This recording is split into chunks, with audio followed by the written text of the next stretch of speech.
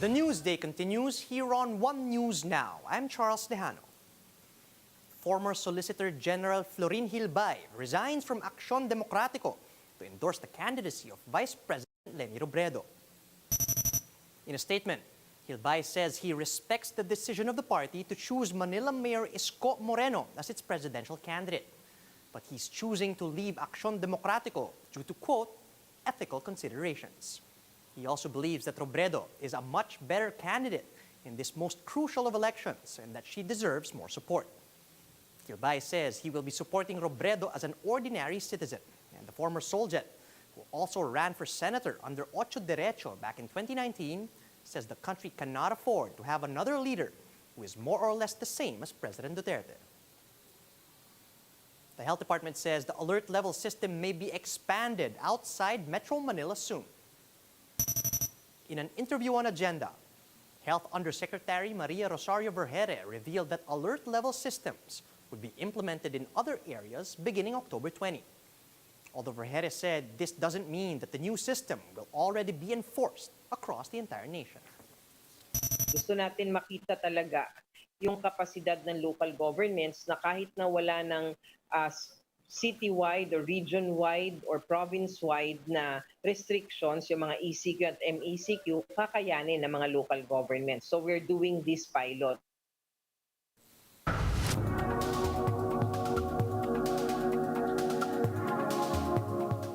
Preliminary results of a research sponsored by the U.S. government shows that mixing vaccines raises as much or even more antibodies as using the same shot as a booster. Let's hear more from Sam Fazeli of Bloomberg Intelligence.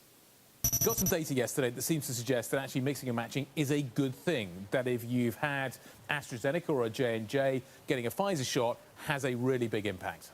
Yeah, so the study yesterday complements what we've already seen from the UK. The UK had two separate studies that reported, focused on the AstraZeneca shot, with followed by Pfizer shot, because those are the ones that we are using mostly here. And that was only 2 doses. So 1 dose of Astra, 1 dose of Pfizer, Pfizer, Astra, and the best was a dose of Astra followed by Pfizer. Now what we got yesterday from the US was, well, what about Moderna? What about Johnson & Johnson? Remember, it's 1 dose. So, of course, what ended up being the case is that when you look at antibody levels, if you give an mRNA vaccine, a Moderna or a Pfizer, to a person who had 1 dose of J&J, they get much better antibody levels than if you just gave them a second shot of J&J. Now, timelines, you need to wait maybe a bit longer for J&J. Yeah. Whatever the answer is, this seems better. But, Sam, if I'm not mistaken, what you're talking about is a traditional kind of vaccine and then your mRNA as that booster. What happens if you already got an mRNA? How do you mix and match? Yeah, so for that study, they did have a group of people who had either the Moderna or the Pfizer or the Johnson & Johnson vaccine. In the 2 groups who had the Moderna or the Pfizer, whatever vaccine you gave them, they got a pretty good boost. Obviously, Moderna, because it's 3 times the dose that of Pfizer, gives a much bigger boost. But in fact, what I think is when you look at the totality of the data, remember, vaccines also need to be safe. Nobody wants a vaccine if they get knocked out for 2 days every time that they take it. And the Pfizer-BioNTech was the safest of the lot in that study. Netflix is estimating that its hit original series Squid Game will create almost $900 million in value for the company. Let's get more details from Sue Keenan on Bloomberg Daybreak Australia.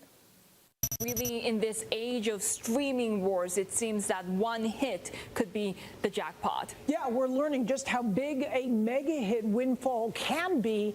According to figures viewed by Bloomberg from Netflix, more than 130 million people have watched the show.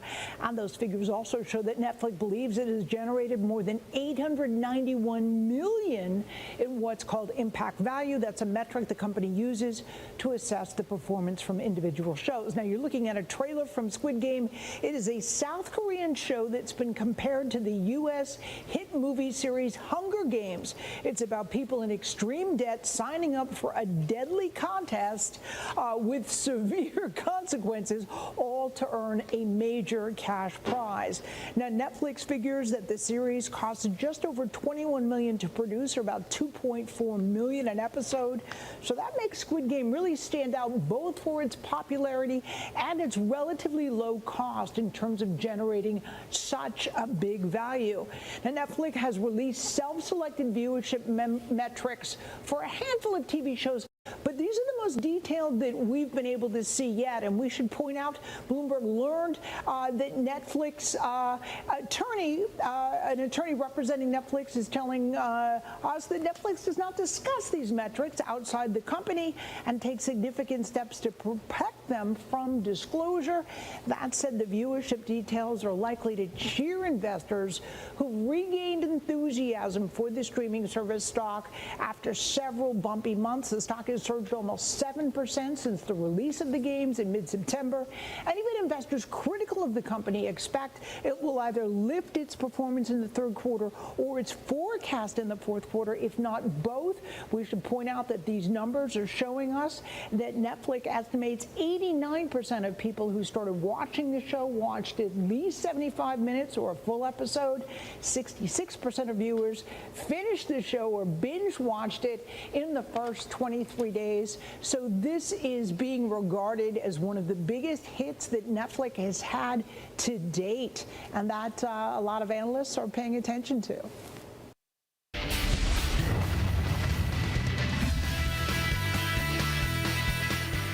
The cast of the PBA Philippine Cup Finals is now complete, with Magnolia and TNT taking wins in their respective semi-series.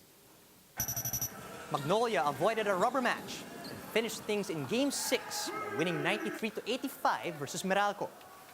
Ian Sangalang tallied 19 points, 14 rebounds, 6 assists, and 2 steals to lead his team towards their third All-Filipino Finals in the last 4 seasons. Meanwhile, Game 7 proved to be anticlimactic for TNT and San Miguel, with the Tropang Giga dominating most of the game before ending things up 97-79.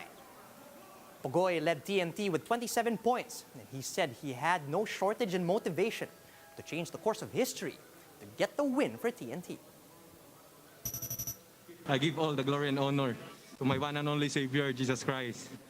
Sa 5 years ko sa PBA, palagi kaming natatalo talaga sa mga playoffs sa San Miguel. So motivated talaga ako ngayon na sana man lang, kahit isa lang, kahit ngayon makabawi kami. So sobrang daming motivation talaga into this game.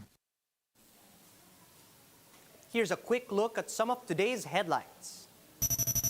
Bulacan, Apayao, and Capiz are placed under General Community Quarantine, or GCQ, starting today. The Octa Research Group is expecting daily COVID-19 cases to drop to 5,000 by the end of the month. And 2 of the Philippines' most recent Miss Universe title holders, Pia Wurtzbach and Catriona Gray, reunited for the coronation night of Miss South Africa 2021. And those are the top stories at this hour. Join us again later at 2 p.m. as we continue to monitor the day's biggest stories. You can also catch One News on Signal Play. Just register for a free account at www.signalplay.com so you can stream One News live anytime and anywhere. I'm Charles Lejano.